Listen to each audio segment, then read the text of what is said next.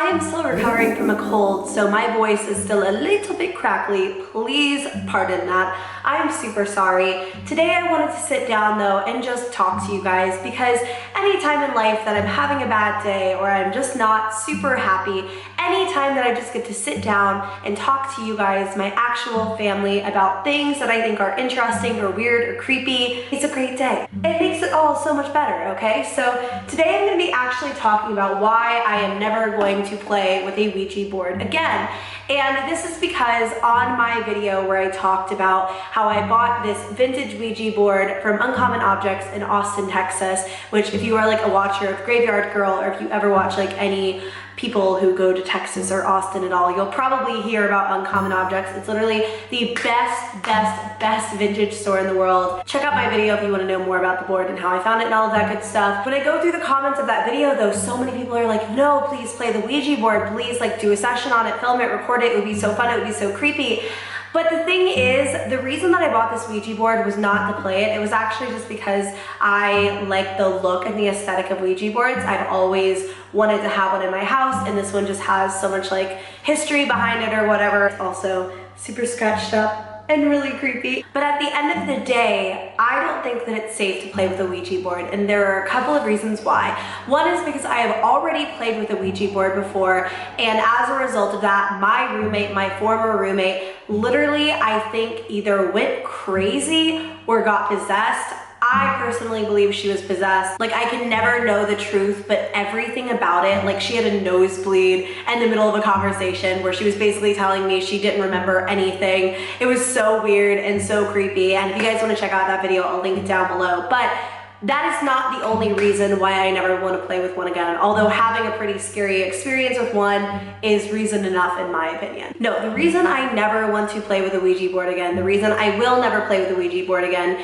is because of the Ouija board demon Zozo. And if you guys frequently look up scary stories on the internet, or if you look up like people's encounters or experiences with a Ouija board on Reddit, No Sleep and things like that, you probably have seen people talk about Zozo before. So who is Zozo? Zozo is supposedly a demon that only communicates through the Ouija board. You can't just get contacted by Zozo going through your day-to-day life, or you can't, you know, have an encounter with Zozo any way other than with a Ouija board. Encounters with Zozo go back into the early 1900s. This is not just like a new internet like made up demon for the Ouija board. Zozo has been around for a really long time. Zozo has gone by many different names. Zozo is also known as Zaza, Mama, Oz, Zo, Za, and Abacus apparently are also names that Zozo goes by. In the 1906 book, The Infernal Dictionary, Zozo actually appears under the name of Pazuzu. There's also an article from the early 1900s where this woman talks about having her soul stolen from her by Zozo. Now, I said earlier that you can't really encounter Zozo unless you're using the Ouija board.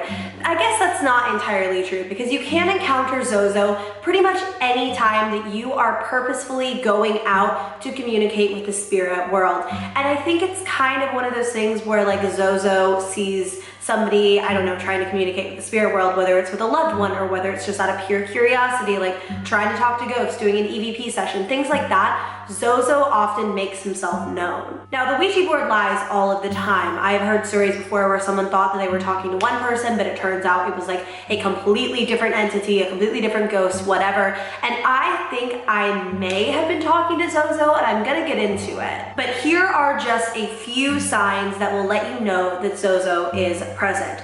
The first is the rapid figure 8 movements on the Ouija board with the planchette. So it's where the planchette like moves around in a rapid figure 8 sort of design. The other one is a rainbow side to side movement of the planchette. So you've got the figure 8 like that, or you've got like just a back and forth sort of motion, which those can often mean that Zozo is near. The other one that is very very obvious that Zozo is there is if the board spells out Z-O-Z-O, Z-A-Z-A, Mama, or any of the other names, obviously, that Zozo is under. If you feel uneasy or very anxious or just scared for no reason during a session or after a session, it could mean that Zozo is near. And the last one is depression or just feeling very afraid or anxious all the time. And the last one is dark shadows or movements in the kind of Ouija board area. So those are just some kind of signs that Zozo is near.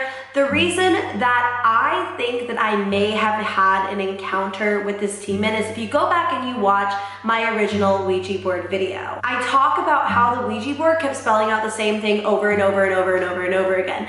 So like if it said no, it would be like N-O, N-O, N-O, N-O, N-O. So it would be like swiping back and forth like that, or it would be like, I think at one point it said the word just time, T-I-M-E, and so it spelled out time over and over and over and over again. And the other reason that it could have been a demon and not like a ghost or a spirit is because when I asked for the age of whatever we were talking to, I was given the answer time. And apparently that's a really bad sign. When you're talking to a Ouija board, if the thing that you are talking to does not have an age or if the age is 0, that is a really, really, really, really bad sign because it means it was never lived. Oh my God, I have like goosebumps. It means it was never living. It means that it can't have an age because it wasn't alive. I'm already breaking one of the big rules of basically how to avoid Zozo, which is saying Zozo's name, and I have a Ouija board literally in my lap. This is why I will never use one again, is because bad things can happen so easily. Literally just when I was doing this research, I kept hearing like little noises throughout my apartment, like thumps when literally the air is off. When I film, I have to turn the air off in the entire apartment or else it's just really loud. My brother was at the gym, my animals are all asleep and downstairs with me, and I kept hearing like literally just like thumps from upstairs. I'm on the top floor of my apartment, little noises, and I kept seeing shadows out of the corner of my eye. And even right now, just talking about Zozo, I feel so uneasy and on edge. Here is what to do if you encounter Zozo or if you believe that you have encountered Zozo. The first is don't panic. Don't get anxious, stay as calm as you can because spirits feed off of that energy and they feed off of pretty much any energy that they can grab onto. That's why it's usually not wise to ask the Ouija board, hey, like give me a sign if you're a ghost or whatever, because you're giving the spirit like permission to use the energy around it. And once it does that, it becomes more and more powerful. So don't panic, stay as calm as you can and immediately close out the session, do it properly, say goodbye, move the planchette down to goodbye, and close it out properly. Do not just like leave the Ouija board, don't take your hands off the Ouija board, don't just like abandon the board, don't throw it away, nothing like that. Just close it out, be very, very responsible, and then after that, do dispose of the Ouija board.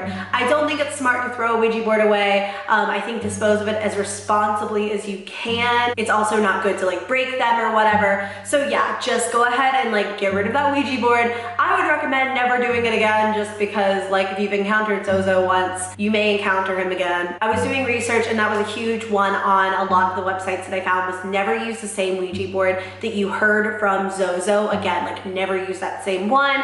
And don't say his name, obviously, because then you're like inviting him to come and chill. One way you can avoid Zozo from the get-go is by setting boundaries before you play the Ouija board. So when you do that, you can say, you know, we will not be speaking to any demons today, like things like that. I'm not really sure how to do that. I've never done the Ouija board responsibly. Definitely look it up and do some research before you play with the Ouija board because they're not jokes, they're not games, they're not just like board games, and they shouldn't be sold like that, in my personal opinion, because you can run into some scary, scary stuff with them. But apparently by setting boundaries from the word go with the Ouija board before you even start the session, you can avoid any nasty run-ins with Zozo or anything that you don't want to talk to. If you have ever seen the videos of Zozo online, I'm going to link some of my favorites down below because there was a spell of time where I was watching Ouija board videos and Ouija board sessions all of the time, and there's this one person who talks to Zozo, it seems like all of the freaking time. If you ever watch those, it's so